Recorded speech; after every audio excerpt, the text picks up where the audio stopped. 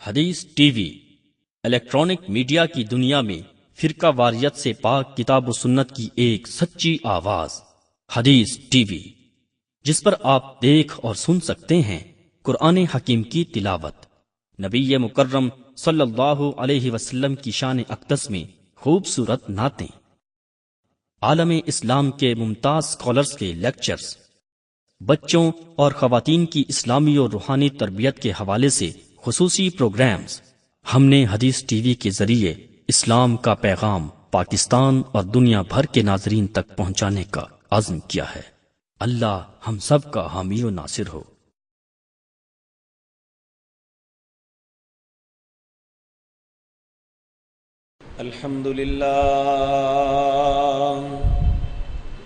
الحمد لله نحمده ونستعينه ونستغفره ونعوذ بالله من شرور أنفسنا ومن سيئات أعمالنا، من يهده الله فلا مضل له ومن يضلل فلا هادي له، وأشهد أن لا إله إلا الله وحده لا شريك له، وأشهد أن محمدا عبده ورسوله، أما بعد فإن خير الحديث كتاب الله، وخير الهدي هدي محمد صلى الله عليه وسلم، وشر الأمور محدثاتها، وكل محدثة بدعة، وكل بدعة ضلالة، وكل ضلالة في النار۔ رب اشرح لي صدري ويسر لي أمري واحلل عقدة من لساني يفقهوا قولي، اللهم انفعنا بما علمتنا وعلمنا ما ينفعنا وزدنا علما، رب اوزعني ان اشكر نعمتك التي انعمت علي وعلى والدي، وان اعمل صالحا ترضاه، وأصلح لي في ذريتي إني تبت إليك وإني من المسلمين۔ أعوذ بالله السميع العليم من الشيطان الرجيم، بسم الله الرحمن الرحيم۔ ولا تقتلوا أنفسكم إن الله كان بكم رحيما، ومن يفعل ذلك عدوانا وظلما فسوف نصليه نارا وسيصلون سعيرا۔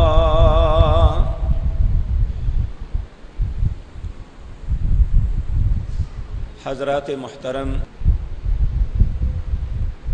انسان کی زندگی جو دنیا میں گزارتا ہے، یہ اس کی پیدائش سے لے کر موت تک ساری کی ساری آزمائش میں گزرتی ہے۔ یہ اللہ کی فطرت اور اس کا قانون ہی یہ ہے کہ اللہ ہر انسان کو کسی نہ کسی آزمائش میں، کسی نہ کسی مصیبت میں مبتلا ضرور رکھتے ہیں۔ اس بات کا اظہار اللہ نے قرآن عزیز کے اندر کئی مقام پہ فرمایا۔ سورۃ ملک اس کی آیت نمبر 2 میں اللہ فرماتے ہیں، الذی خلق الموت والحیات لیبلوکم۔ انسان کی پیدائش سے موت کے درمیان جتنا بھی عرصہ ہے، جو بھی مہلت اسے ملتی ہے، لیبلوکم، اللہ اسے آزماتا ہے۔ اسی طرح سورۃ دہر کے اندر بھی فرمایا نبتلی، اللہ اسی لیے انسان کو پیدا کرتا ہے تاکہ اسے آزمائے۔ اسی طرح سورۃ بقرہ کے اندر بھی اللہ فرماتے ہیں وَلَنَبْلُوَنَّكُمْ بِشَيْءٍ، میں ضرور تمہیں آزماؤں گا کسی بھی چیز سے، بشیء کسی بھی چیز سے، من الخوف والجوع ونقص من الاموال والانفس والثمرات، یہ انسان کی ضروریات ہیں زندگی کی۔ انسان اطمینان کی زندگی بسر کرنا چاہتا ہے، اللہ کہتا ہے میں خوف ڈال کے آزماؤں گا۔ والجوع، انسان اپنے آپ کو سیر اور بھوک سے پاک دیکھنا چاہتا ہے، اللہ کہتا ہے میں بھوک بھی ڈالوں گا۔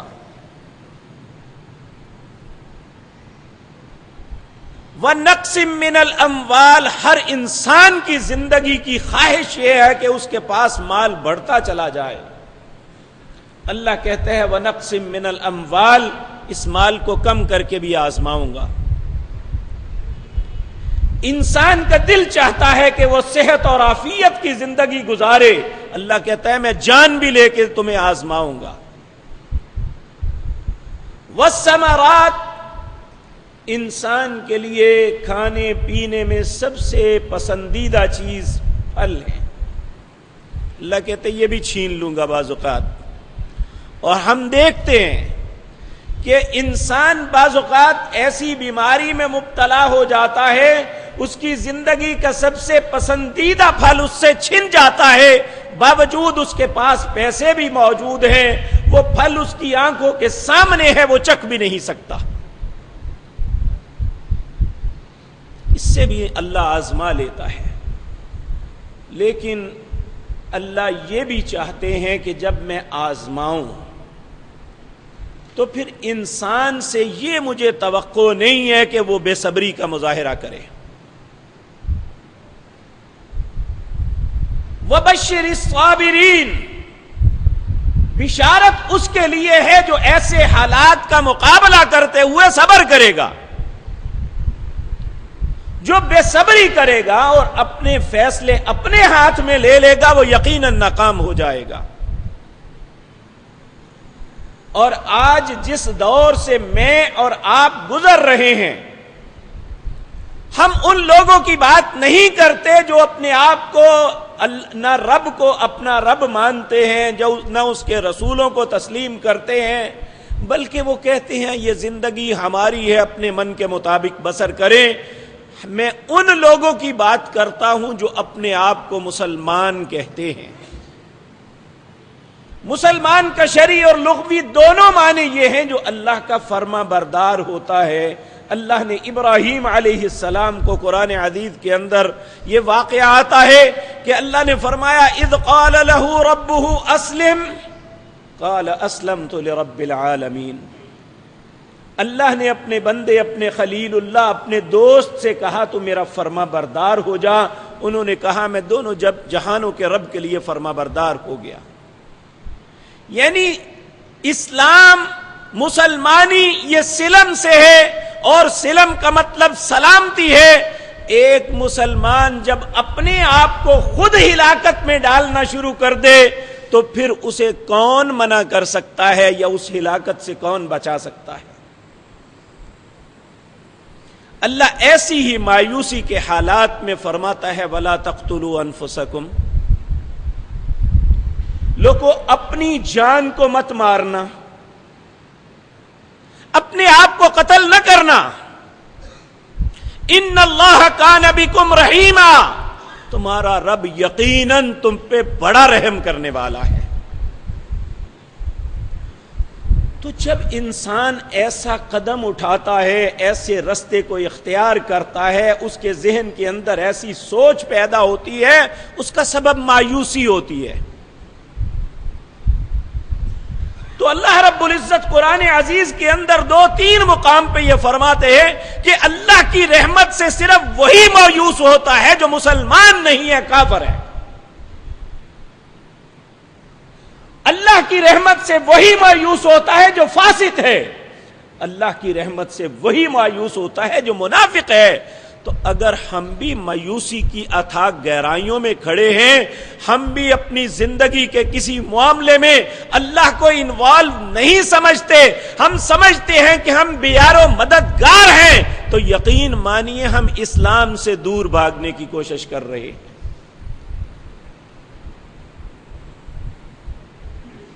ہر حالت میں انسان کو اپنے رب کے دروازے کو نہیں چھوڑنا چاہیے. بعض اوقات ایسی خبریں، ایسی باتیں پڑھتے ہیں، پھر اس پہ جو تبصرے ہوتے ہیں وہ اس سے بھی زیادہ ہوتے ہیں. چند دن پہلے اخبارات میں ایک خبر آئی، یوں تو شاید ہر انسان نے اسے لاپرواہی سے پڑھا اور آگے چل پڑا ہوگا، لیکن یہ بڑی اہم خبر ہے کہ ایک ماں اور باپ اپنے بچوں کی نافرمانی اور ان کی بدتمیزی یہ دونوں برداشت نہیں کر سکے، دونوں نے خودکشی کر لی. اب یہاں ہم ہمدردی کا اظہار کس طرح کرتے ہیں؟ انہوں نے بڑا اچھا کیا ہے، اپنی جان چھڑوا لی.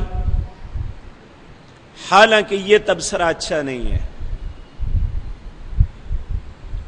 یہ اولاد کے متعلق اللہ نے کتنے مقام ہے فرمایا، انما اموالکم واولادکم فتنہ. یہ تمہارا مال اور اولاد جس کی چاہت اور محبت اپنے دلوں میں بڑی رکھتے ہو، یہ تو فتنہ ہے تمہارے لیے. تو جب اللہ کہتے ہیں یہ فتنہ ہے، تو پھر اس فتنے سے کوئی بھی بات ہم تصور مت کریں کہ یہ ضرور ہمیں سہولت ہی دیں گے. یہ کسی فتنے میں مبتلا کر سکتے ہیں. آپ سورۃ کہف ہر جمعے کو پڑھتے ہیں. جب موسیٰ علیہ السلام اور خضر دونوں چلے تو انہوں نے 3 کام اپنے سفر کے دوران کیے. ان میں ایک کام یہ تھا، ایک بچے کو قتل کر دیا. تو موسیٰ علیہ السلام نے کہا یہ کیوں کیا ہے؟ اس بیچارے نے کیا کہا؟ تو جب یہ سارا معاملہ ختم ہوا تو خضر نے جب بتایا، کہا اس لیے قتل کیا ہے، میرے رب نے بتایا یہ بچہ بڑا ہو کے ماں باپ کے لیے فتنے کا سبب بنے گا، اور ان کے والدین اچھے تھے، اللہ نے اسی لیے اسے ختم کر دیا.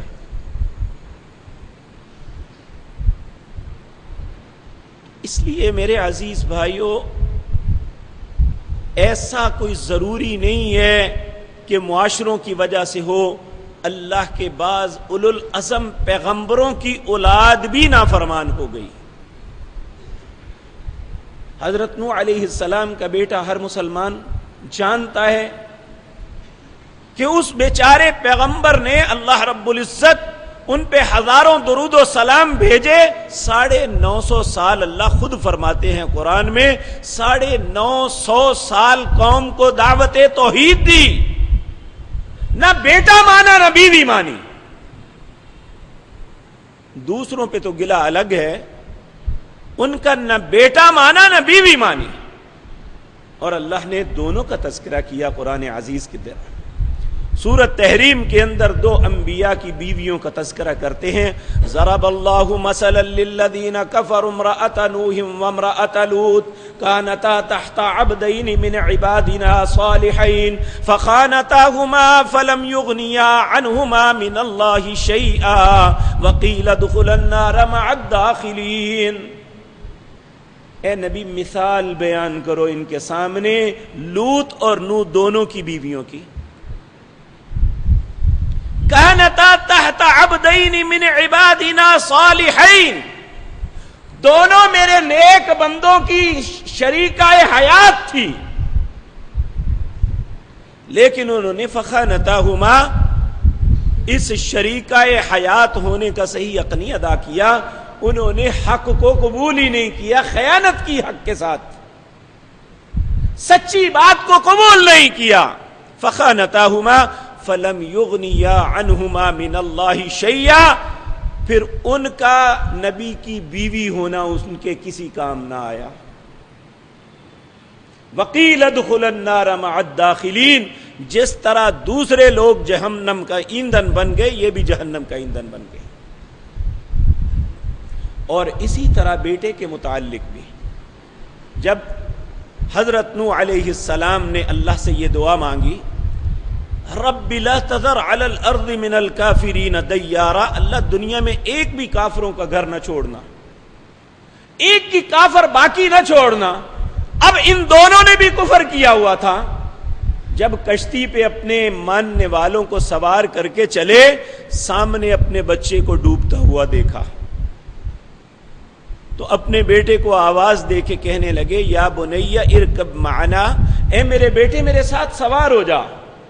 لیکن جب ذہن کے اندر خباثت ہو, کفر نے ڈیرے جمائے ہوئے ہوں, تو پھر اس وقت سرکشی اور بغاوت کے علاوہ کچھ نظر نہیں آتا. کہنے لگا قال سآوی الی جبل یعصمنی من الماء, وہ سامنے پہاڑ میں اوپر چڑھ جاؤں گا.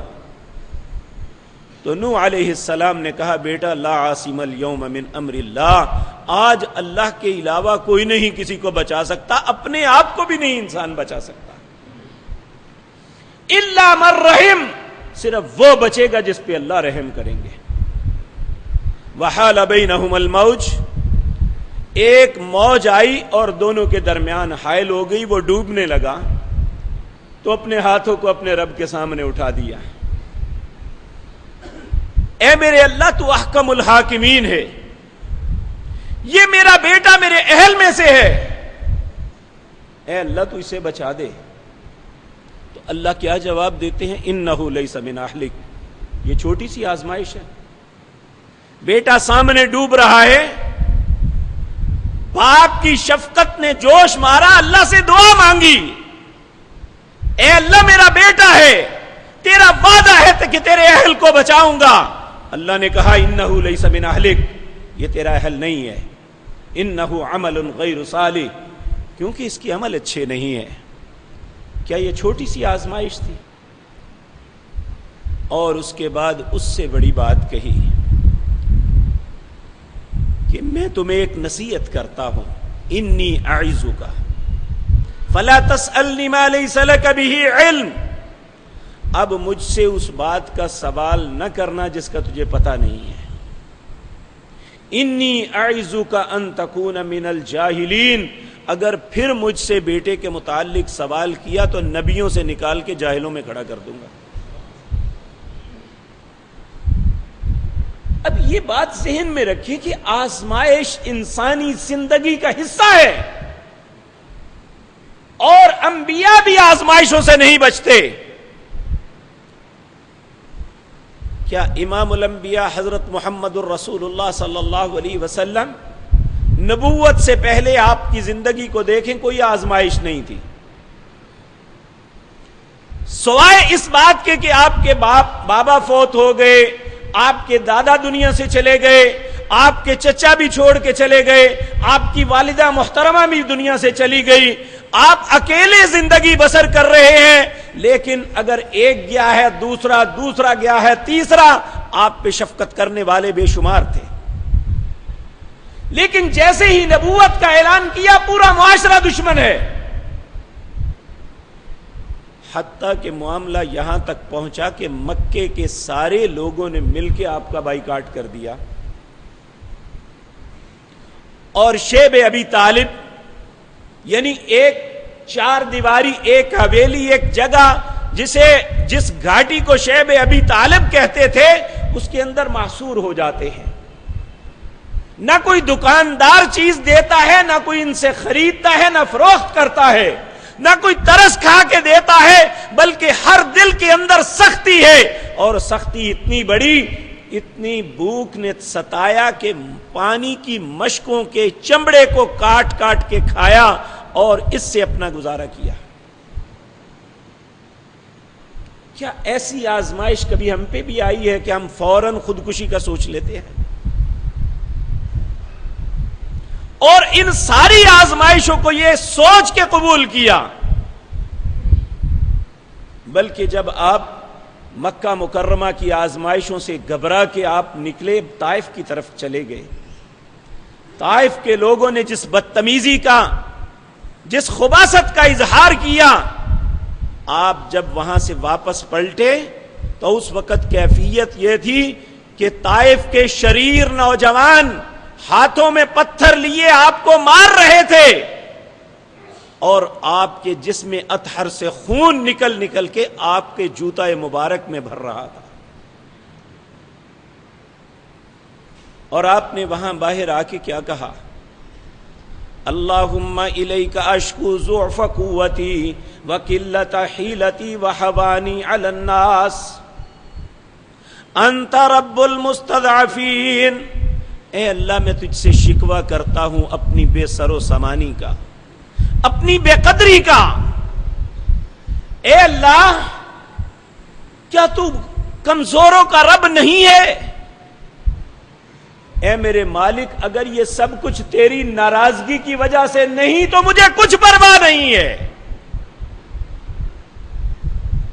یعنی اگر یہ آزمائش جو مجھ پہ ہے، آپ سوچ سکتے ہیں کہ مکہ چھوڑ دیا، کہا میں اب تم میں نہیں آؤں گا، طائف چلے گئے، طائف کے لوگوں نے اس سے برا سلوک کیا، اور آپ اس وقت اللہ سے شکوہ کر رہے ہیں کہ اللہ میں اپنی بے سر و سامانی اور بے قدری کا شکوہ تجھ سے کرتا ہوں. اللہم الیک اشکو ضعف قوتی وقلت حیلتی وحوانی علی الناس انت رب المستضعفین. اے اللہ تو کمزوروں کا رب نہیں ہے. انت ربی، اے اللہ میرا بھی تو رب ہے. اے میرے اللہ یہ سب کچھ اگر تیری ناراضگی اور غصے کی وجہ سے نہیں ہے تو مجھے کچھ بھی پرواہ نہیں ہے، جو مرضی کر لے. بیسیکلی مسلمان کا ذہن یہ ہونا چاہیے. یہ تربیت دی جناب محمد الرسول اللہ صلی اللہ علیہ وسلم نے. ہم نے لقد کان لکم فی رسول اللہ اسوۃ حسنہ کا مطلب کھانا پینا صرف سمجھا ہے.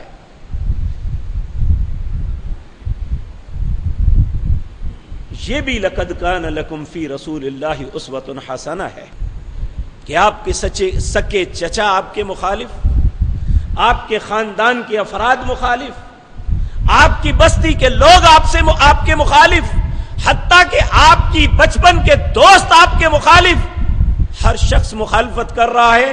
اس سے زیادہ کیا آزمائش ہو سکتی ہے کہ صرف اس لیے کہ وہ اللہ کو رب کہتے ہیں کہ پورے کے پورے معاشرے نے بائیکاٹ کر دیا ہے. تو ہمارے اور اولاد کے درمیان، ہمارے اور بھائیوں کے درمیان تو کچھ نہ کچھ مفادات مشترک ہیں. وہاں تو ایسی بھی کوئی بات نہیں تھی. اور یاد رکھیں، ایک مسلمان کو ہمیشہ یہ سوچ اپنے ذہن میں رکھنی چاہیے کہ اللہ مالک نے مسلمان کو ایسا خوش نصیب بنایا ہے کہ اس کے اوپر آنے والی آزمائش بھی اس کے حق میں بری نہیں ہوتی. جب اس پہ کوئی تکلیف آتی ہے اللہ اس کو اجر دیتے ہیں. میں نے پچھلے جمعے بھی یہ بات عرض کی تھی. نبی کریم صلی اللہ علیہ وسلم نے فرمایا جنت کے اندر اللہ نے ایک مقام بنایا ہے جو انسان اپنے عمل کے ذریعے حاصل نہیں کر سکتا. اللہ انسان کو کسی آزمائش میں مبتلا کرتا ہے، اور اس آزمائش میں اگر وہ انسان پورا اترتا ہے، صبر کرتا ہے، اللہ اسے وہ عظیم مقام عطا کرے گا جو اللہ نے انسانوں کے لیے بنایا ہے. بلکہ ایک حدیث میں بظاہر ہم جیسے دنیا داروں کے لیے یہ بڑی عجیب سی بات محسوس ہوتی ہے. نبی کریم صلی اللہ علیہ وسلم نے فرمایا اللہ جس قوم سے، جن افراد، جن خاندانوں سے بھلائی کا ارادہ کرتا ہے انہیں کسی آزمائش میں مبتلا کر کے پھر صبر کی توفیق دے دیتا ہے. مسلمانوں، ہماری تو تاریخ ہی صبر سے شروع ہوتی ہے اور ہمارا اختتام بھی صبر پہ ہے، اور صبر ہی کی وجہ سے اللہ کے ہاں عزت ملے گی. وَبَشِّرِ الصَّابِرِينَ، کہیں اللہ نے بے صبروں کو کبھی خوشخبری کا اعلان نہیں فرمایا. بشارت ان کے لیے ہے جو اپنی مصیبتوں میں، اپنی آزمائشوں میں، اپنے معاملات میں صبر کرتے ہیں. تو اولاد اپنے معاشرے کی رو میں بیٹھ کے اپنے ماں باپ کے ساتھ ایسا کر سکتی ہے. ماں باپ کو اپنی اولاد کو نہ بد دعا دینی چاہیے، نہ ان سے الگ ہونا چاہیے، نہ انہیں آگ کرنا چاہیے، نہ ان کی ان باتوں پہ دل برداشتہ ہو کے اپنی جان کو ختم کرنا چاہیے. اللہ کہتے ہیں وَلَا تَقْتُلُوا أَنفُسَكُمْ، لوگوں اپنے آپ کو مت قتل کرنا. إِنَّ اللَّهَ كَانَ بِكُمْ رَحِيمًا، اپنی توقعات، اپنے معاملات اپنے رب کے سپرد کرو، تمہارے اوپر بڑا رحم دل ہے. وَمَن يَفْعَلْ ذَلِكَ عُدْوَانًا وَظُلْمًا جو شخص ظلم اور زیادتی کے ساتھ اپنے آپ کو مارے گا فسوف یصلیہ نارا، اللہ کہتا ہے پھر میں اسے آگ کے اندر پھینکوں گا، وسیصلون سعیرا، اور میرے لیے یہ کام بہت آسان ہے۔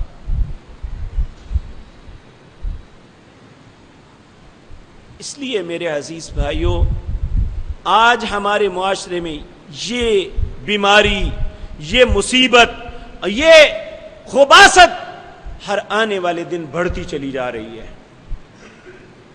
اور ہمارے میڈیا کا، وہ پرنٹ میڈیا ہے یا الیکٹرانک میڈیا، شرمناک کردار ہے کہ جب بھی کوئی نوجوان بیٹا یا بیٹی، کوئی ماں یا باپ، کوئی بھی انسان اپنی مجبوریوں میں آ کے خودکشی کرتا ہے تو بڑی سی سرخی جما دیتے ہیں کہ اس نے زندگی کی مصیبتوں سے چھٹکارا حاصل کر لیا۔ اس صادق المصدوق سچے پیغمبر کی زبان کی کچھ باتیں آپ کے سامنے عرض کرتا ہوں۔ حضرت سہل بن سعد الساعدی رضی اللہ تعالی عنہ فرماتے ہیں، ایک مرتبہ ایک جنگ کے دوران ہم لوگ رسول اللہ صلی اللہ علیہ وسلم کی خدمت میں حاضر تھے، یعنی ایک دن جنگ ہوئی اور رات تک وہ ختم، دوسرے دن پھر تھی، ہم رات کو نبی کریم صلی اللہ علیہ وسلم کے پاس تھے۔ ہم نے ایک بندے کا تذکرہ کیا، حدیث میں اس شخص کا نام نہیں ہے، ہم نے اس کا تذکرہ کیا، وہ بڑھ بڑھ کے کفار کے مقابلے میں آگے بڑھ رہا تھا اور ان کی گردنوں کو کاٹ رہا تھا، اتنی محنت اور اتنی جافشانی سے لڑ رہا تھا، ہم نے اس کی تعریفیں شروع کر دی۔ نبی کریم صلی اللہ علیہ وسلم نے جب صحابہ کی زبان سے بات سنی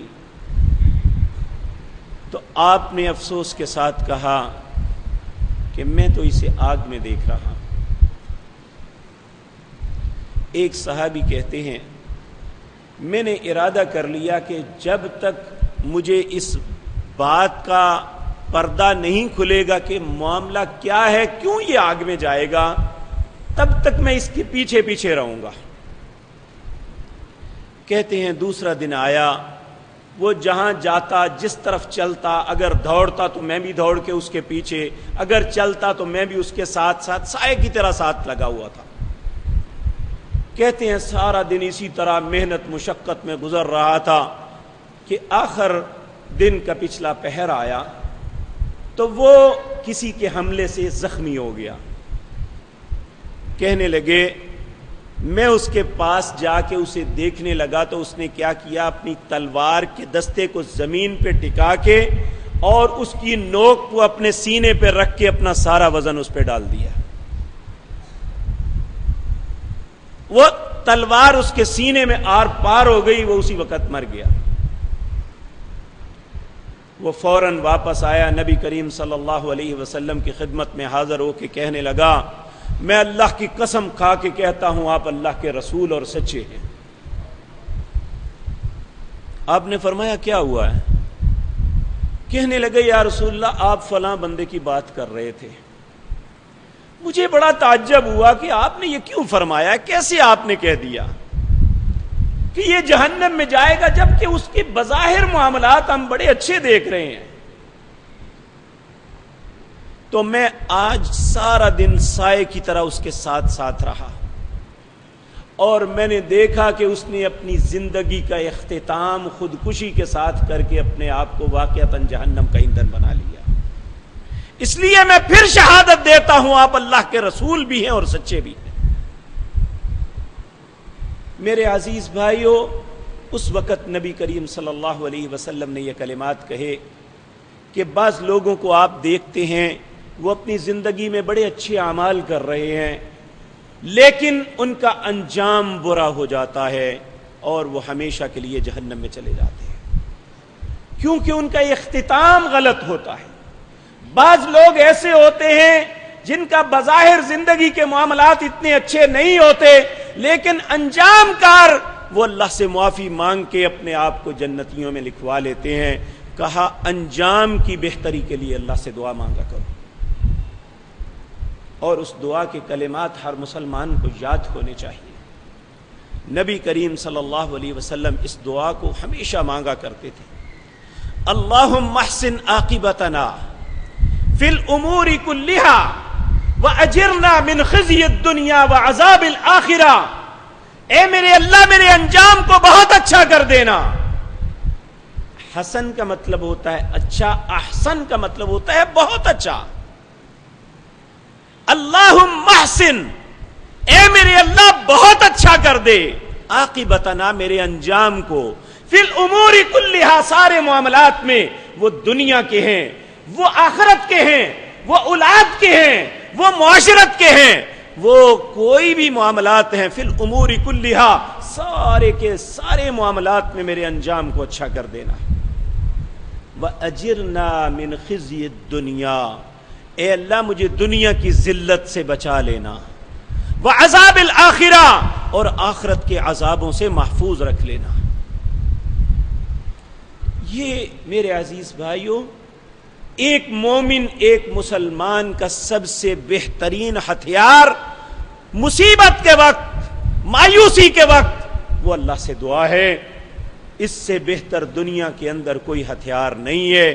جب انسان متوکل بن کے اپنے رب پہ بھروسہ کرتے ہوئے اپنے رب سے دعا مانگتا ہے تو اللہ جس طرح رات کے اندھیرے کو پھاڑ کے دن نکالتا ہے، ایک گندے ترین انسان کے دل کو بدل کے اچھا انسان بنا سکتا ہے۔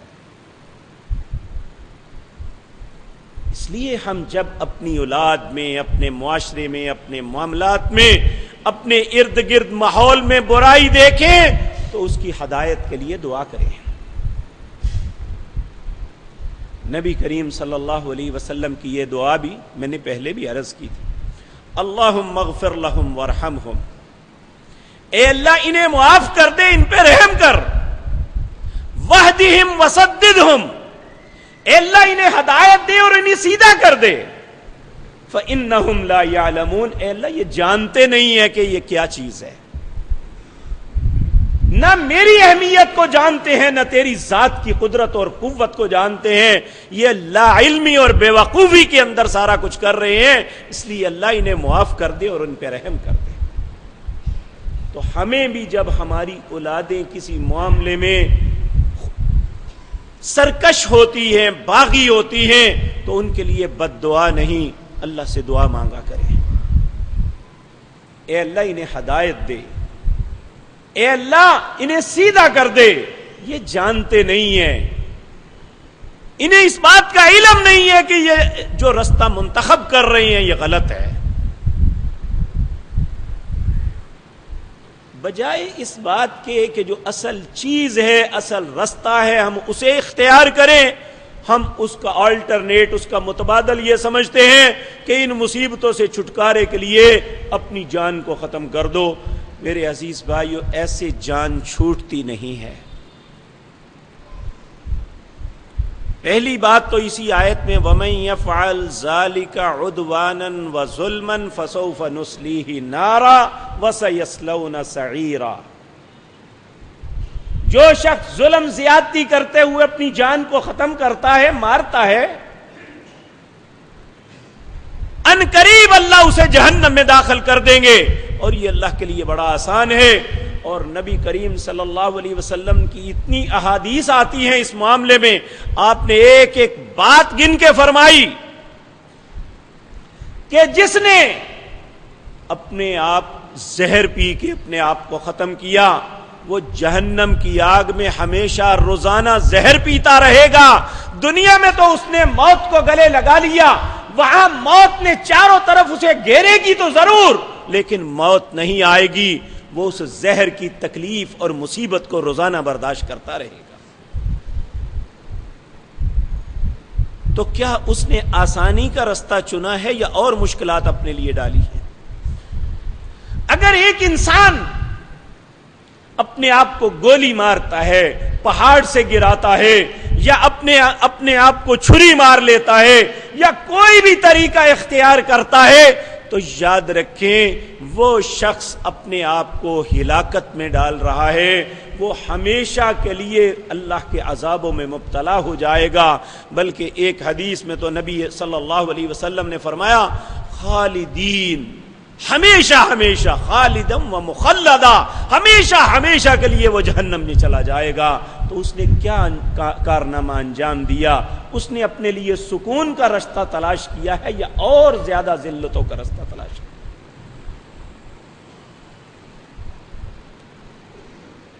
اور اس کے علاوہ میرے عزیز بھائیو، نبی کریم صلی اللہ علیہ وسلم کے زمانہ مبارک میں ایک شخص نے ایسا کیا، اس کا جنازہ لایا گیا۔ یہاں بدقسمتی یہ ہے کہ یہاں ہر خودکشی کرنے والے کو اور زیادہ اس کی مظلومیت کے ڈنڈورے پیٹے جاتے ہیں اور اس کے کام کو مستحسن اچھا کہا جاتا ہے، اور اس کے علاوہ ہمارے مولوی اس پہ جنازہ پڑھتے ہیں اور اس کے بعد اپنے کھانے پینے کے لیے اس کے ایصال ثواب کے طریقے اختیار کرتے ہیں۔ مجھے بتاؤ، اللہ کے نبی کے سامنے جنازہ لایا گیا کہ اس کائنات میں رسول اللہ سے بہتر جنازہ پڑھانے والا کوئی شخص ہے؟ تو جب آپ کو علم ہوا کہ اس نے خودکشی کی ہے، آپ پیچھے ہٹ کے واپس چل پڑے، کہنے لگے صلو علی صاحبکم، تم نے اس کا جنازہ پڑھنا ہے تو پڑھو، میں اس کا جنازہ نہیں پڑھوں گا۔ اگر ہم کسی وقت ایسے کسی نوجوان کو جس نے ایسا رستہ گندا اختیار کیا ہے اسے ڈسہارٹ کریں گے، اس کے معاملات سے الگ ہوں گے، تو یقینی بات ہے معاشروں میں کئی بیٹوں کو خودکشی سے بچا سکتے ہیں۔ جب ہم سب ہمدردی کے ساتھ ان کے گھر میں پہنچ جاتے ہیں تو پھر دوسرے کہتے ہیں یہ تو معاملہ آسانی ہے، چلو یہ مر گیا، اس نے اپنے آسانی کا رستہ اختیار کر لیا، مولوی صاحب نے آ کے جھوٹ بول دیا کہ میں اس کے ایصال ثواب اور اس کی بخشش کے لیے یہ سب کچھ کر رہا۔ تو اگر یہ سارا کچھ ہوگا تو کون ہے جو پیچھے ہٹے گا کہ میں بھی نہیں کروں گا؟ نبی صلی اللہ علیہ وسلم نے اس کا جنازہ نہیں پڑھا تھا۔ کیوں نہیں پڑھا تھا؟ کہ اللہ رب العزت نے فرمایا وَمَن يَفْعَلْ ذَلِكَ عُدْوَانًا وَظُلْمًا فَسَوْفَ نُصْلِيهِ نَارًا، جو بھی ایسا ظلم اور زیادتی کرے گا اللہ کہتے ہیں میں اسے آگ میں ضرور ڈالوں گا۔ اس لیے ہمیں یہ رستہ منتخب نہیں کرنا چاہیے۔ اسی طرح میرے عزیز بھائیوں، کچھ خودکشی کے ایسے طریقے ہیں جس میں انسان کو احساس ہے کہ ایسا ممکن ہے، جس طرح کہ آج ہمارے نوجوان ویلنگ کرتے ہیں یا ایسے ایسے کرتب دکھاتے ہیں موٹر سائیکلوں پہ، یا ایک گاڑیوں کے آگے سے اس طرح سلپ دیتے ہوئے گزرتے ہیں، کیا اس کی انجام کا کسی کو پتہ نہیں ہے کہ کیا ہوتا ہے؟ آج ہی کے اخبار میں بی اے کا نوجوان فائنل ایئر میں پڑھنے والا کہا گھر سے نکلا ویلنگ کرتے ہوئے گدا گاڑی میں جا کے گھسا اور وہیں پہ اس کی ڈیتھ ہو گئی۔ لاہور کا واقعہ ہے، اور اس کے ساتھیوں نے اس کو وہاں روڈ بلاک کر دی۔ کیا روڈ والوں نے یا روڈ پہ چلنے والوں نے اسے کہا تھا ویلنگ کرو؟ وَلَا تُلْقُوا بِأَيْدِيكُمْ إِلَى التَّهْلُكَةِ، اللہ نے قرآن میں واضح طور پہ فرمایا اپنے ہاتھ کو ہلاکت والے کاموں میں مت داخل کرو۔ کیا یہ اپنی بربادی کے لیے انسان نہیں کر رہا؟ یہ بھی ایک خودکشی ہے جو انسان کھیل اور تماشے کے اندر اپنے آپ کو موت سے ہمکنار کرتا ہے۔ 2 سال پہلے واپٹا ٹاؤن کا ایک نوجوان تھا، ویلنگ کر رہا تھا، وہاں سے چلا، دوسرے اس کا موٹر سائیکل پہ بیٹھ کے کلپ بنا رہے تھے، اور جب وہ اپر چناب نہر کے قریب پہنچا تو سیدھا ٹرک کے نیچے چلا گیا اور وہیں سے اس کی لاش بالکل ختم ہو گئی، اور اس کا کلپ پھر لوگوں کے موبائلوں پہ چلتا رہا، پھر لوگوں نے غائب کر دیا، یعنی دیکھا نہیں جاتا تھا۔ تو کیا یہ ہم جو کچھ تماشے کر رہے ہیں، ہمارے والدین نے ہمارے لیے پیسے خرچے، خوبصورت گاڑی لے کے دی، پیاری سی موٹر سائیکل سواری کے سہولت کے لیے دی، کیا اس لیے دی کہ پوری زندگی کا روگ لگا کے ہمیشہ کے لیے جہنم میں چلے جائے؟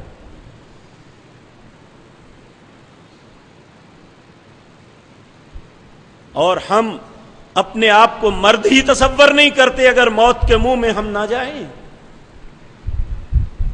جبکہ اللہ قرآن میں کہتا ہے وَلَا تُلْقُوا بِأَيْدِيكُمْ إِلَى التَّهْلُكَةِ، لوگوں اپنے ہاتھ کو ہلاکت والے کاموں میں نہ ڈالنا۔ اللہ اکبر۔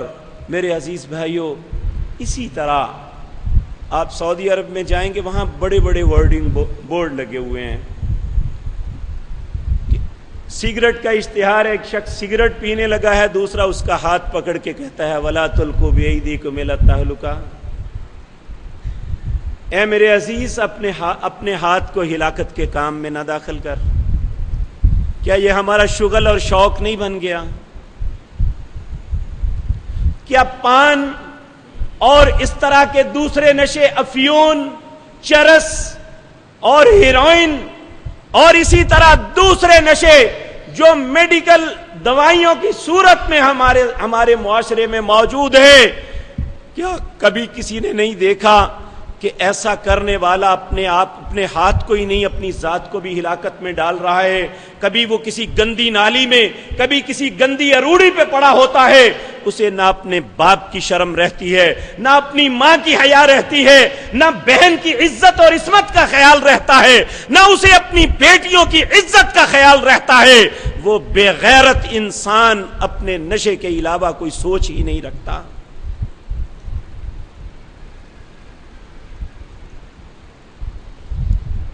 اور بعض لوگ دعائیوں میں شامل کر کے یہ سب کچھ دے رہے ہیں، اور ہم اس ہلاکت کو، اس خباثت کو ہم اپنے اب کو قبول کر رہے ہیں۔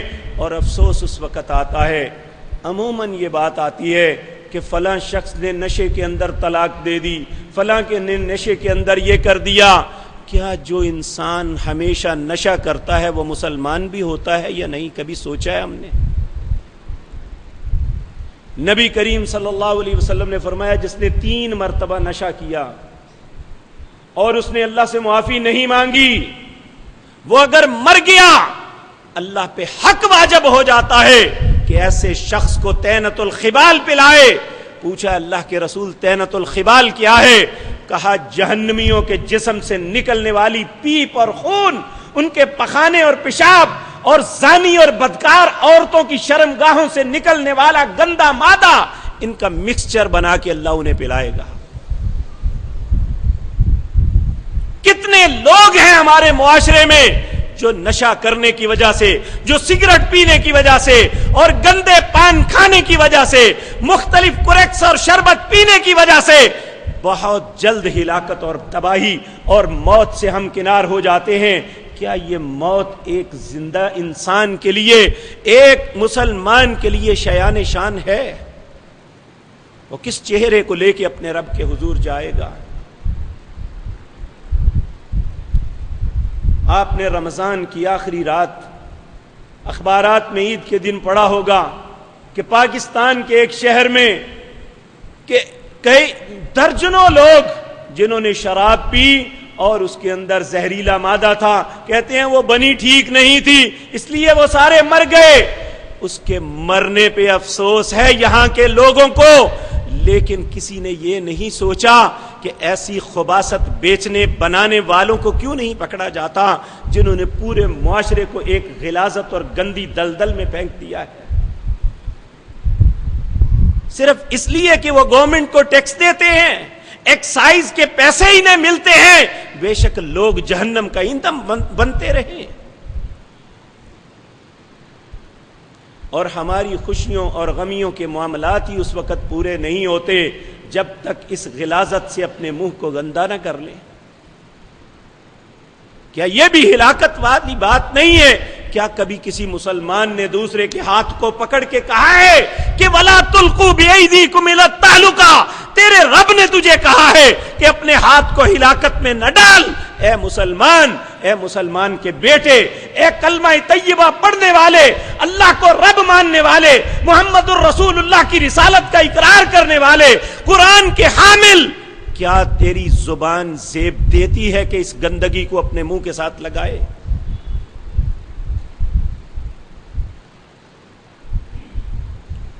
لوگوں ہم نے خود اپنے معاشرے کے اندر ہلاکت اور بربادی کے رستے، ہلاکت اور تباہی کے معاملے انہیں دوا اور تریاک سمجھ کے اپنے ساتھ لگائے ہوئے ہیں، حالانکہ زہر تریاک نہیں ہوتا، اور نشہ انسان کی زندگی کو خیر نہیں دیتا۔ یہ سارے کے سارے رستے خودکشی کے ہیں، اور اللہ رب العزت واضح طور پہ فرما رہے ہیں وَلَا تَقْتُلُوا أَنفُسَكُمْ، اپنی جان کو مت قتل کرو، ان اللہ کان بکم رحیما۔ اگر کوئی پرابلم ہے تو اپنے رب کے حضور اپنی پرابلم کو بیان کرو، اس کی منتیں کرو، اس کے سامنے سماجتیں کرو، وہ تم پہ ضرور رحم کرے گا۔ وَمَن يَفْعَلْ ذَلِكَ عُدْوَانًا وَظُلْمًا فَسَوْفَ نُصْلِيهِ نَارًا، جو بھی انسان ظلم اور زیادتی کے ساتھ اس غیر ضروری رستے کو، خودکشی کے رستے کو، وہ کوئی بھی طریقہ ہو وہ اختیار کرتا ہے، فَسَوْفَ نُصْلِيهِ نَارًا، اللہ اسے ضرور آگ کو ملائیں گے، وَسَيَصْلَوْنَ سَعِيرًا، اللہ کے لیے یہ کام بہت آسان ہے۔ اللہ سے پھر میں عرض کروں گا، اللہ سے ہمیشہ یہ دعا مانگتے رہنا چاہیے، اللہم احسن عاقبتنا فی الامور کلہا واجرنا من خزی الدنیا وعذاب الآخرہ، یا رب العالمین یا ارحم الراحمین، وصلی اللہ علی نبینا محمد وآلہ وصحبہ اجمعین۔ میرا غفلت میں ڈوبا دل بدل دے، میرا غفلت میں ڈوبا دل بدل دے، ہوا و حرص والا دل بدل دے، میرا غفلت میں ڈوبا دل